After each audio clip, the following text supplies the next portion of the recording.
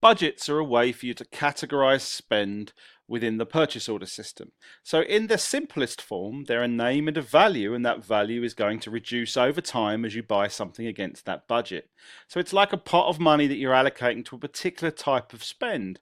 Now, in this case, this particular budget has a name and it has a value of $10 million. And you can see that an amount has been assigned to that budget and it's in the approved state, and that means that the purchase order is approved, and the amount remaining is about $9,900,000. Now, budgets can have you can associate other things with budgets, like you can put codings around those budgets. So let's go into a budget. Let's go and edit it. We call those codes, the default ones anyway, cost code and cost type. And they are often used for things like general ledger codes or cost center codes or nominal account codes, things that reference this particular budget into your account system. That's what they're commonly used for. You might also use a budget code for a project name, for instance. So in this case, we'll put in we'll make up a GL code and we'll put that in, and we'll make up a project name and we'll put that in. We'll call it project one.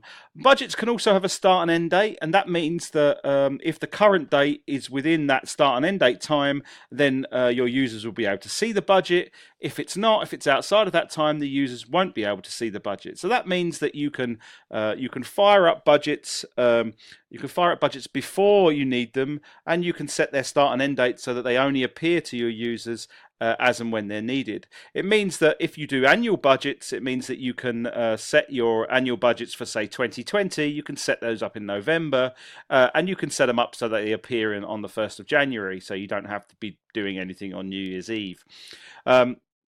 So we've got our cost type and our cost code in here, and we'll save that. And now that gives us a way of drilling down into those budgets further. So if I had multiple budgets here, then I'd be able to see, I'd be able to drill down by the general ledger code, and I'd be able to drill down by the project. If I drill down by the project, then I'm going to see my work in progress figures for that particular project at a given time. So that gives me ways of drilling down into those budgets to see what's going on within the business. Budgets can also be assigned departments. So a department in Procurement Express is a way of you putting people and budgets together. And that means that when those people who are assigned to those departments, when they log in, they'll only see the departments that they're assigned to.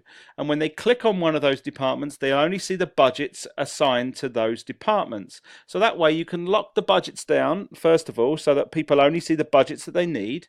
For instance, maintenance departments don't need to see the budgets for marketing, and marketing don't need to see the budgets for maintenance most of the time.